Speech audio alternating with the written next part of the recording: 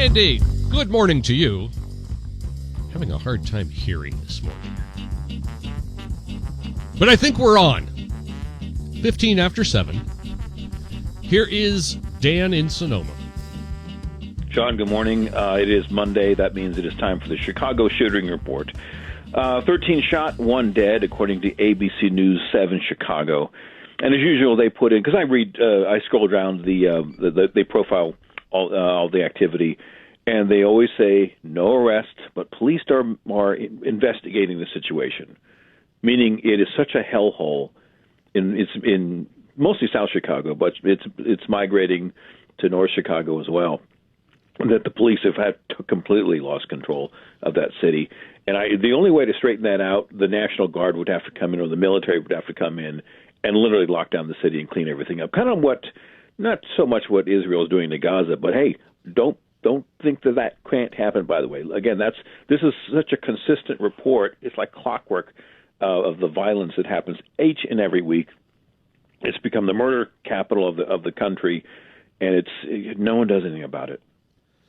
There are some that think, Dan, that that's the plan, is for things to get so bad that they'll have to come in and crack down, lock everybody down, and go after everyone's guns and so on. It's very far. I wouldn't put anything past them. I put nothing past these people. Taking another, I had a thought over the weekend about the debate, because people are so polarized. The hard left people thought Newsom did a great job, and of course conservatives think DeSantis. In fact, it was a funny thing on the Babylon Bee. They said people shocked as Newsom murdered on screen. The Babylon Bee is pretty hilarious with their impressions of things. I haven't been there lately. I want to see that. You got to take a peek. Some are pretty good. Some are just so-so. But as I said last Friday, Newsom has this ability to literally lie on the fly and twist the truth instantly. But it's not that difficult to lie. It really isn't. No, it's not. All he did in one case, he blamed DeSantis for all the COVID deaths in Florida.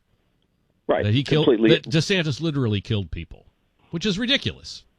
But a complete lie. He said it very easily. He's like pure evil. I mean, it doesn't even bother him. The lies just come right out. Yeah, he has no conscience whatsoever. That's a very dangerous individual to have no conscience. Sort of like Bill Clinton back in the day. He would lie very quickly, and he'd care less about it.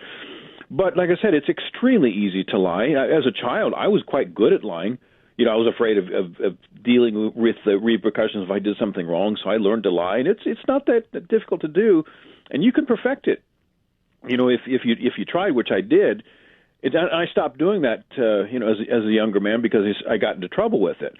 But what was far more impressive than Gavin Newsom's ability, which has far exceeded mine when I was a kid, Ron DeSantis' ability to respond to Newsom's lies equally as fast with substantive answers that were based on facts. That's way more impressive than Newsom's ability. And that's what has impressed me about Ron DeSantis. He's the best counterpuncher I've ever seen. Trump was good. DeSantis is far better because he's had training with this as governor. I don't know if you've seen any of the press conferences he's had to suffer through.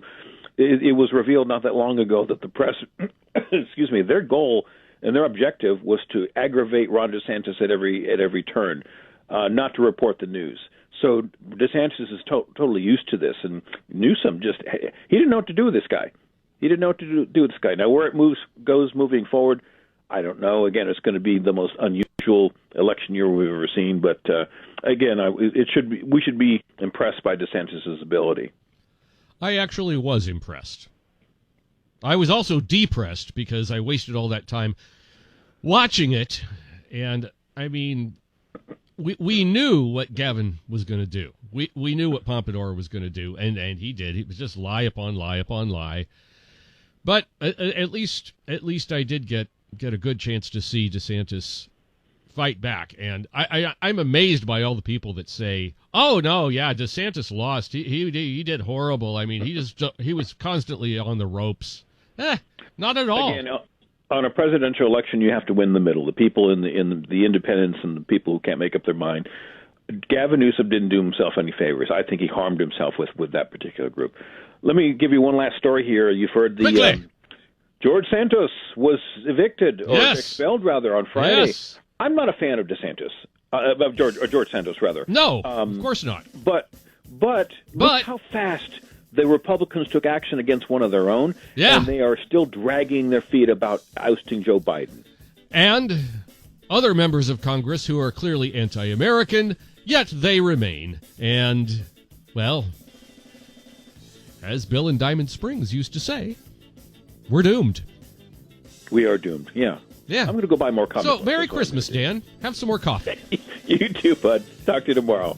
7:20. Sunny and 65 today. That Atlanta thing makes me sick.